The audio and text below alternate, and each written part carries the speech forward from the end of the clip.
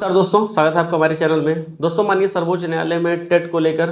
जो पुनर्विचार याचिका या रिव्यू पिटिशंस दाखिल हुई हैं, उस पर सुनवाई कब तक होगी, इसको लेकर बहुत बड़ा अपडेट निकल कर सामने आया है। उसको हम यहाँ पर आप लोगों के सामने रखने जा रहे हैं। सेकंड नंबर पर हम बात करेंगे कि एनसीटी के द्वारा जो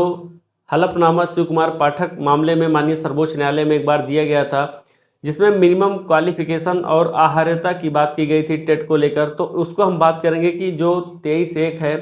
जिसमें मिनिमम क्वालिफिकेशन जो निर्धारित किया गया है, क्या उसमें टेट आता है कि नहीं, इसको लेकर एनसीटी का क्या पक्ष है और उसने अपने प्रीवियस मामलों में क्या कुछ हलफनामा माननीय सर्वोच्च न्यायालय में दाखिल किया, इसको लेकर भी अपडेट आई है, ब्रेकिंग है, आप लोगों तक शेयर करेंगे। इसको बताने से पहले आप अगर चैनल को नहीं सब्सक्राइब किए हैं तो प्लीज़ चैनल को सब्सक्राइब कर लीजिएगा, जिससे आप लोगों को जो हमारे लेटेस्ट वीडियोस होते हैं सीधे डायरेक्ट आप लोगों के नोटिफिकेशन के थ्रू मिल जाएंगे। अब हम बात करेंगे कि जो माननीय सर्वोच्च न्यायालय में टेट को लेकर रिव्यू पिटिशंस दाखिल हुई हैं, आखिरकार उस पर सुनवाई कब तक प्रारंभ होगी।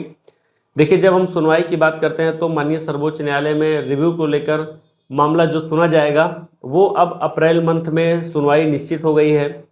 क्योंकि जब आप देखेंगे कि अभी हाल फिलहाल में जब रिव्यू को लेकर जो सजल देव वाला मामला है, इसको लेकर माननीय जस्टिस जो है हमारे दीपांकर दत्ता जी, उन्होंने टिप्पणी की थी कि जो टेट का मामला है वो हम अब रिव्यू में सुनेंगे। तो इससे हमने वीडियो बना के कहा था कि इससे 2-3 बातें स्पष्ट है कि जो टेट का मामला है वो अब रिव्यू में सुना जाएगा, रिव्यू डिस्पोज नहीं होगा। साथ ही साथ हमने ये भी आपको बताया था कि जब भी सुनवाई होगी तो ओपन हियरिंग होगी और जो है सभी की बातों को वहाँ पर ध्यान में सुना जाएगा। बंद कोर्ट में सुनवाई अब रिव्यू की नहीं होगी। तो ये 2-3 अपडेट थे। अब मैं आपको बताऊंगा कि अप्रैल मंथ में क्यों सुनवाई होने के ज़्यादा चांसेज हैं, क्योंकि अप्रैल में 14 अप्रैल को अब फिर से त्रिपुरा सरकार का जो मामला है वो लग गया है। लेकिन इसमें जो मेन था कि रिजॉइंडर दाखिल करने के लिए जो त्रिपुरा सरकार है, कहा गया था माननीय सर्वोच्च न्यायालय के द्वारा, तो रिजॉइंडर फिलहाल अभी तक जो है यहाँ पर दाखिल नहीं किया गया है। इससे 2 केस उत्पन्न होते हैं। हो सकता है कि त्रिपुरा में जो है 14 तारीख को रिजॉइंडर संबंधित जो अपडेट है वो आ जाए कि जो त्रिपुरा सरकार है वो रिजॉइंडर दाखिल कर दे, या हो सकता है कि 14 तारीख से पहले रिव्यू की कोई ना कोई डेट आप लोगों को देखने को मिल जाएगी कि जो रिव्यू की सुनवाई है वो 5, 6, 7, 8 के बीच में हो सकता है कि वो डेट यहाँ पर फिक्स हो जाएगी। अगर रिव्यू नहीं सुना गया तो फिर रिव्यू वाला मामला 14 के बाद ही जाएगा, 14 के पहले नहीं हो पाएगा। लेकिन अप्रैल मंथ में मैं इसलिए बोल रहा हूँ क्योंकि जब आप देखेंगे तो जो त्रिपुरा वाले मामले में तारीख है वो 1 महीने के अंदर ही फिर से दे दी गई है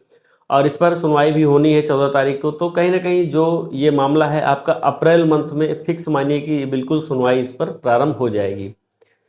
सेकंड नंबर पे मैं बात करता हूं कि जो एनसीटी है उसने शिव कुमार पाठक बनाम जो उत्तर प्रदेश का मामला था, उसमें इससे माननीय सर्वोच्च न्यायालय ने एक हलफनामा मांगा था, जिस हलफनामे में इन्होंने बताया था कि जो मिनिमम क्वालिफिकेशन है वो क्या है, और उसमें इन्होंने एक बात एक्सेप्ट की थी कि जो टेट है वो एक आहार्यता है, और जो मिनिमम क्वालिफिकेशन थी उसको लेकर कहीं ना कहीं जो डीएलएड या फिर बीएड उस समय था, या जो एलिमेंट्री एजुकेशन रिलेटेड जो कोर्स होते हैं, चाहे वो 4 वर्षीय डिप्लोमा हो, चाहे वो बीएड हो, या फिर जो आपका ग्रेजुएशन हो या फिर इंटर हो, और उसमें कितने परसेंटेज होंगे, ये सब निर्धारित करने के लिए जो मिनिमम क्वालिफिकेशन तय की जाती है कि भाई इतना मिनिमम क्वालिफिकेशन आप तय करेंगे तो आप शिक्षक बनने के लिए अहर्य होंगे। तो कहीं ना कहीं जो मिनिमम क्वालिफिकेशन है वो बात की गई थी 23(1) में, और आहार्यता जो बात की गई ये जो 2010 के नोटिफिकेशन के माध्यम से यहाँ पर टेट आया, तो कहीं ना कहीं वो एक आहार्यता है, और दोनों बिल्कुल अलग अलग चीज़ें हैं। इसको एनसीटी ने भी कबूल किया है। और फिर ओवरऑल जब आप देखेंगे तो जो ये मामला है इसमें हमने आपको पहले भी बताया था कि ये बिल्कुल जो 2010 में नोटिफिकेशन के समय स्थिति थी, उसी स्थिति में फिर से शिक्षकों का लाने का पूरा प्रयास है, और माननीय सर्वोच्च न्यायालय इसी बिंदु पर पुनः विचार भी कर रहा है। हमने आपको बताया भी था कि माननीय सर्वोच्च न्यायालय बिल्कुल इस मैटर को लेकर गंभीरता से विचार कर रहा है।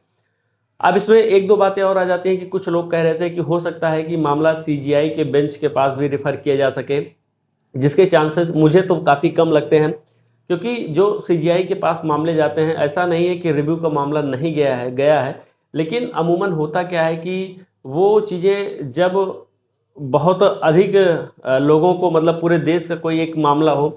अब इस मामले में क्या है ना कि ये जो शिक्षक हैं, इसमें जो नॉन टेट शिक्षक हैं उनके ही सिर्फ मामला है। तो कहीं ना कहीं जो जज जिन्होंने अभी तक इस पर सुनवाई की है वही इस मामले में रिव्यू को भी सुनेंगे। और जो बातें फिलहाल चल रही थी कि हो सकता है कि सीजीआई साहब इसको मामले को सुनेंगे, तो मुझे नहीं लगता है कि सीजीआई साहब इस मामले को सुनने वाले हैं, क्योंकि बहुत सारे मामले अभी हैं जो सीजीआई के बेंच के सामने हैं और काफ़ी ज़्यादा केसेज उनके सामने रहते हैं। तो हो सकता है इस मुद्दे पर वो विचार न करें। बाकी इस मामले पर अब आप पूर्ण रूप से निश्चिंत रहिए कि इस पर सुनवाई होगी। साथ ही साथ जो शिक्षकों को यहाँ पर टेट का बोझ दिया गया, देखिए शिक्षक इतने ज़्यादा हैं काबिल कि वो आपका टेट या सीटेट एग्ज़ाम क्वालिफाई कर लेंगे, लेकिन आखिर वो एग्ज़ाम क्वालिफाई क्यों करें, क्यों वो जो है अनिवार्य परीक्षा दें, जब उनकी जो रेगुलेशन थी, जो उनका नियमावली थी, उसके थ्रू वो जो है ज्वाइन किए हैं। नंबर एक बात। अगर नंबर दूसरी बात, अगर आप चाह रहे हैं शिक्षक एग्ज़ाम दें तो आप जितने भी चाहे जिस डिपार्टमेंट की मैं बात करता हूँ, सारे डिपार्टमेंट्स के जो आज का परीक्षा का सिलेबस है, चाहे बैंक में अगर हो तो बैंक का जो पेपर है, अगर दरोगा का हो, पुलिस का हो या डीएम का हो, या जो पहले पास थे उनको अब से फिर से पास करवा के जो है यहाँ पर करना चाहिए। ऐसा सरकार से मेरी पूरी मांग है कि इस तरीके का आप व्यवहार उनके साथ भी करिए। अब बात आती है कि जो ये मामला है, क्या इस पर माननीय सर्वोच्च न्यायालय पूर्ण रूप से शिक्षकों को राहत प्रदान करेगा? देखिए, मैंने डे फर्स्ट से कहा है कि माननीय सर्वोच्च न्यायालय इस पर बिल्कुल विचार करेगा। और मैंने तो बताया था कि आपको इसी की वजह से जो शिक्षक महासंगठन का भी मामला एक दायर किया गया है उस पर भी सुनवाई नहीं हो रही है, क्योंकि जो जज साहब थे उन्होंने इसको 1385 जो नंबर था, केस नंबर, इसके साथ ही क्लब कर दिया था। तो कहा था कि ये सुनवाई अब उसी के साथ होगी। तो सारी चीज़ें अब रिव्यू पर ही टिकी हैं, और रिव्यू पर जैसे ही कुछ अपडेट निकल कर आता है, सुनवाई की डेट निश्चित हो जाती है, हम आप लोगों तक जो है लाने का प्रयास करेंगे। फिलहाल ये वीडियो अगर आपको पसंद आया तो प्लीज़ वीडियो को लाइक करिएगा,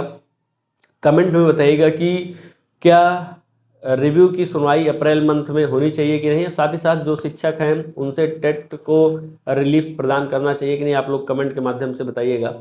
और इस वीडियो को अपने दोस्तों के पास भी शेयर करिएगा, क्योंकि काफ़ी लोग जो है यहाँ पर परेशान रहते हैं, उनको लगता है कि क्या होगा टेट के मामले में, क्या नहीं होगा। तो आप लोग बिल्कुल उम्मीद बनाए रखिए जैसे अभी तक बनाए रखे हैं। और अगर सरकार की बात करें तो देखिए काफ़ी ज़्यादा गवर्नमेंट्स जो है यहाँ पर पहुँच चुकी हैं। फिलहाल जो एमपी सरकार है वो अभी तक रिव्यू को लेकर नहीं पहुँची है, और जिस तरीके से वहाँ देखने को मिल रहा है कि रिव्यू को लेकर बहुत ज़्यादा सरकार कोई प्रयास भी नहीं कर रही है, तो इससे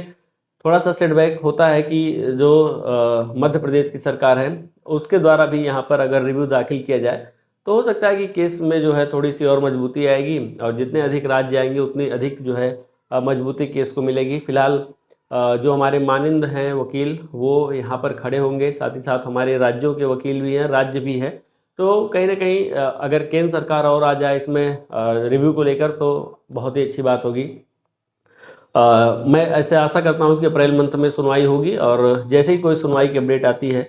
कोई डेट निश्चित होती है, तो हम आप लोगों तक लाने का प्रयास करेंगे। अगर टेट के रिगार्डिंग कोई अपडेट चाहते हैं तो मिलती रहे तो प्लीज़ चैनल को सब्सक्राइब कर लीजिएगा। मिलते हैं नेक्स्ट वीडियो में।